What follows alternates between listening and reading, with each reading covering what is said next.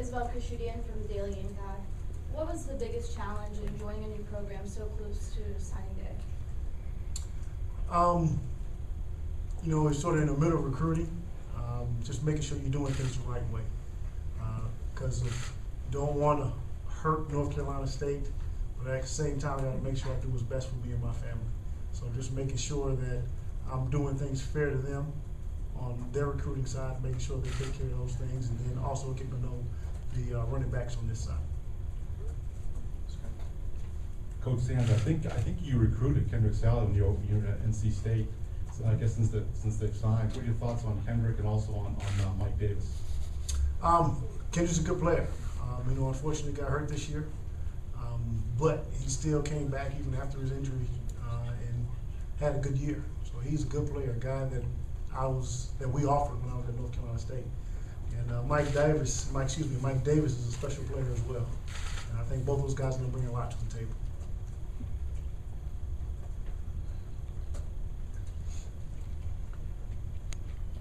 Joe, in terms of the strength program, will you change any sort of philosophy from what Craig was doing, and if so or if not, kind of what is that philosophy in layman's terms? Sure. As Coach said, me and Coach Fitzgerald pretty much put the basis of that program together, the two of us, and the foundation of that program will remain the same. There's no question. Our philosophies are very, very similar. Intensity, consistency, hard work, all those things that we preach to our guys, discipline, those things will remain the same. Absolutely.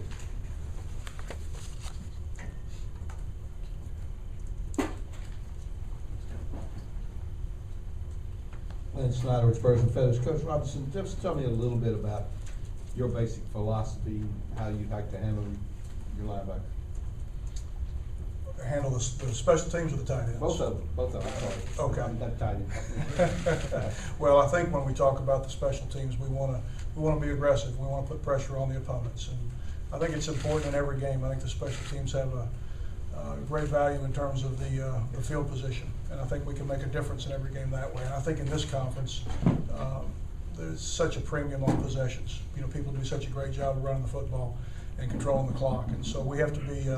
We have to be very careful not to allow any possessions and allow field position for the opponents, but we have to try to, do our best, maybe occasionally try to steal a possession if we can, and especially dominate field position. So, I think with the emphasis that Coach Spurrier puts on the special teams, our players will be excited about being a part of it, and hopefully the outcome will show that. Have you seen a change with using starters on special teams? What's your thoughts on that? Well, I think you do what you have to do to be successful. I think there's a coach and the staff here have recruited so well for so many years now that I think we're going to find that there's a lot of young players that are hungry to be on the field.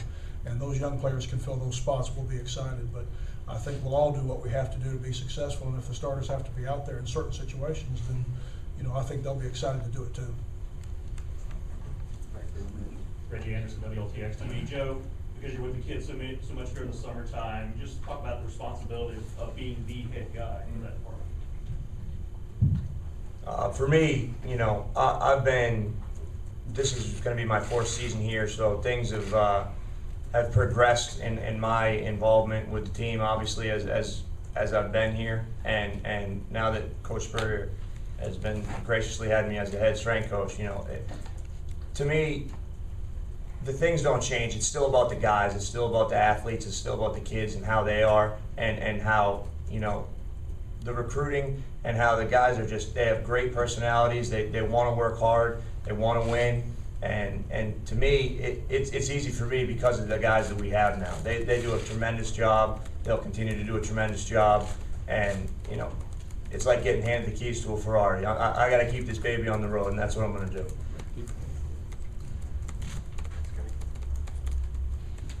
Coach Robinson, I think both kickers last year were seniors, so you've been dealing with a new crop of kickers here and there. Spring practice, have you talked to them, met them, have you watched any of the film? What do you know about these guys going to spring practice? They really haven't kicked that much for USC. It'd be pretty exciting in spring practice. Had a chance to see them on film quite a bit. Had a chance to meet some of them. So, we'll find out what we've got as we go through spring practice, and then, as you know, we've got a young man coming in that was a part of this recruiting class too. So, we'll put him in there with him when he gets here in the fall, and see who emerges as the best. Coach Spurrier, you are introducing 3 new assistants, 4 new assistants really. Talk about the difficulty of keeping a staff together these days. Is there more turnover coaching staff wise than there used to be? And is it difficult for, to keep track of? Well, there's a little bit of turnover. Anytime you have success, and some people maybe like try to hire some of your guys or what have you, or sometimes guys leave. They think it's a better opportunity, and that it's a free country. But the core of our guys are here. Our 2 line coaches have been here. Well, Sean Elliott's going into his 3rd year, and Brad Loins, I think, going into about his 5th or so. So these guys have been here, your line coaches, and our receiver coach, Whammy's going into his 4th year, 3rd or 4th year, something like that, as defensive coordinator. So we're not changing a whole lot of new terminology or anything like that. And we've added 3 assistant coaches. Going to add 1 more here in a week or so that will fit in very well, I believe, with what we've been doing, and hopefully can do a little bit better. So these guys are good, solid coaches, and I think we'll be just as good or better. Time will tell, of course. But we've got a lot of good players here. Just talking briefly about recruiting, our assistant coaches did an excellent job. Steve Jr. coordinated it this year, and our assistant coaches and players, they do most of the recruiting. And plus the facilities we have in place now give us a chance. But we're in good shape. We're in good shape. We haven't really changed a whole bunch of stuff. Just added some good, solid new coaches.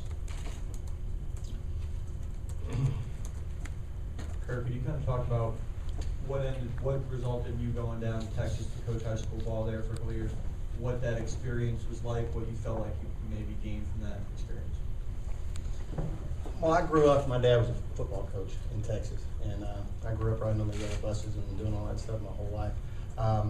After I left the NFL, I coached 1 year at my old high school in Dayton, Texas when I first got out of the NFL. And then I wanted to get in college. And I did college for 10, 11 years. When I left the University of Arkansas, at the time, my wife's father was in the hospital. He was not doing very well. And so I had a chance to go to some other schools, but I was going to have to move a long way away. And at that time, for her sake, it made sense to kind of be closer. So we sacrificed a little bit, but I had a great experience. And the place I was at was almost like a small college. It had some really nice facilities and some really good football players. And but really good coaches there, really good players. Loved every minute of it. But I want to compete against the best. I want to play at the highest level. I want to win championships, and that's what we're about here. And that's one reason I came here. Coach Sands, Erica Mars with 560 team. Can you talk a little bit about the running back core that you've inherited here at USC and what you bring to them and what you expect from them? Well, I got a full stable. Looking forward to getting Marcus back, which he's a great back in his own right. Then you also have Sean Carson, who got hurt last year, but he's a little fire plug as well, and looking for him to do a lot as well, because he's more of a quicker, faster guy.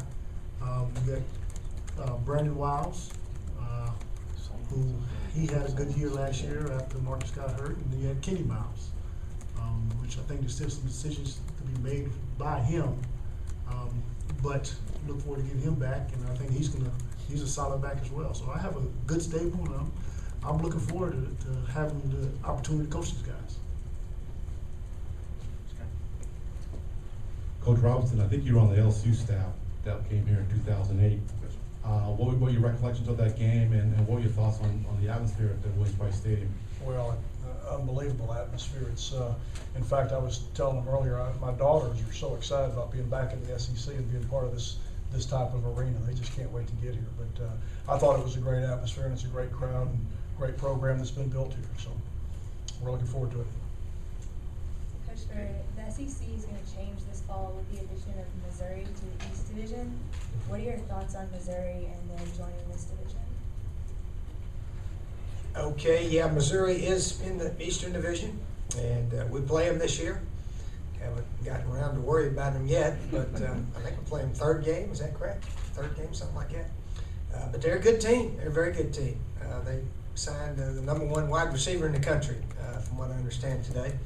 So they've had an explosive offense. I know that the last several years, but we got a bunch of games, a couple of games before we play them. So we'll start worrying about them really the week of the game, and then we'll watch them a little bit in the summertime and so forth to get a little bit more knowledge about them. Steve, just to confirm, you're gonna be hiring a new coach to coach just defensive backs? And did you wanna have Lorenzo just focus on running the defense and not have to worry about? No, he's gonna continue coaching the corners and the defensive backs, and the other coach will assist him, and maybe we'll call him safety coach, but he will really assist in the secondary. There will be times that Coach Ward would maybe hang around the linebackers and D-line a little bit during practice and leave the secondary coach with the defensive backs. So as a coordinator, he needs to move around a little bit. So I think we'll call him safety coach, but he could be called secondary coach also. And that's it. Anything else, coaches? Group shot, I'm sure. Okay. All right, go ahead, fellas. Don't stand up.